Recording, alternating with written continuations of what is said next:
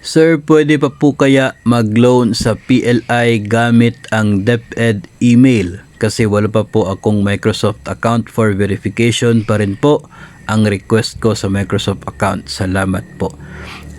Yun pong ating DepEd email address, no, ay kahit po ito ay doon na natin i-access sa Microsoft Outlook, ay mananatili naman po na ganun pa rin yung email address na meron tayo, no? So parang yung magbabago lamang po diyan ay kung saan mo pwedeng i-access yung DepEd email ad na yon, from Gmail to Outlook, no? Pero the same pa rin naman yung email address.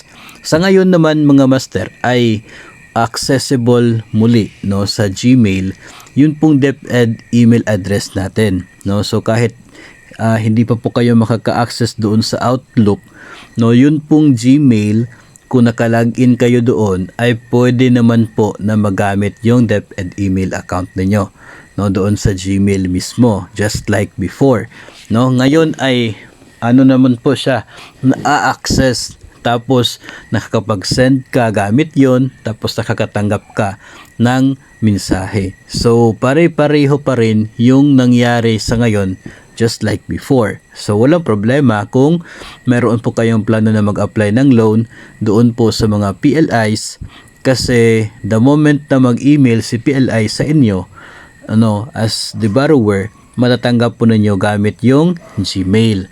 Tapos pwede po nyo yung i-forward doon sa inyo pong loan verifier. So wala pong problema yon as of now, no, kasi parang just for ilang days lang yata na hindi siya ma-access, tapos na ano siya doon na sa Outlook, pero ngayon bumalik po siya, muli po siyang accessible sa Gmail. Hindi lamang po tayo sure kung hanggang kailan na muli siya maging accessible. Baka po one of these days ay doon na talaga siya sa Outlook. So mas mabuti na rin po yun, ginawa po ninyo na nag-process po kayo doon sa doon po sa Microsoft yun, para the moment na ito po ay ma-implement muli, no, yung Outlook to talaga yung gagamitin, ay ma-access pa rin po niyo yung inyo pong DepEd email ad. Pero as of now, as of ngayon po, November 6, 2023, ay nagagamit pa naman po yung Gmail.